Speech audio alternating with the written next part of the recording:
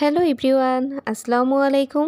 তিশাস রেসিপির আজকের আয়োজনে সবাইকে ওয়েলকাম। আশা করি সবাই ভালো আছেন। আজকে আপনাদের জন্য নিয়ে এসেছি অল্প সময়ের মধ্যে এবং খুবই সহজভাবে বুরহানির রেসিপি। আশা করি ভিডিওটি সবার ভালো লাগবে। চলুন আর কথা না বাড়িয়ে শুরু করা যাক।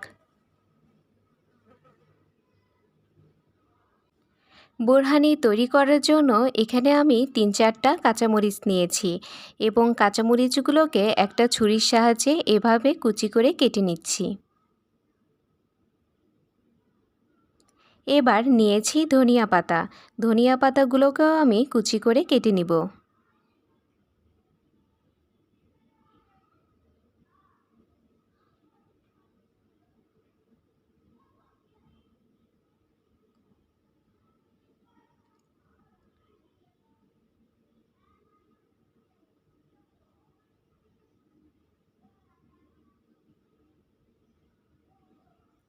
এখানে ১ কেজি পরিমাণ টক দই আছে।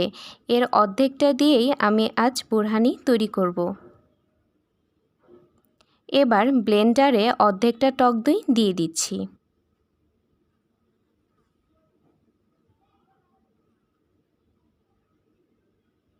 এবার দিয়ে দিচ্ছি কাঁচামরিচ কুচি আর ধনিয়া পাতা কুচি।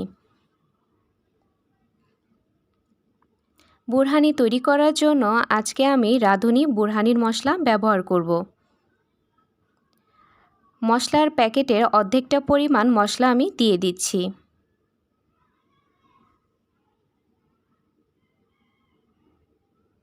এবার দিয়ে দিচ্ছি ১ চা চামচ পরিমাণ বিট লবণ।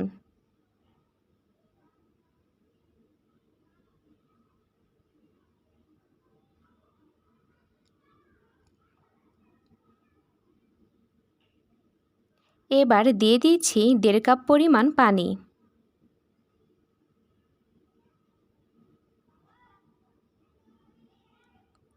এবার সব কিছুকে ভালোভাবে ব্লেন্ড করে নিব। সব কিছু ভালো করে ব্লেন্ড করা হয়ে গিয়েছে এবং বুরহানিটাও তৈরি হয়ে গিয়েছে। এবার আমি গ্লাসে ঢেলে সার্ভ করে নিচ্ছি।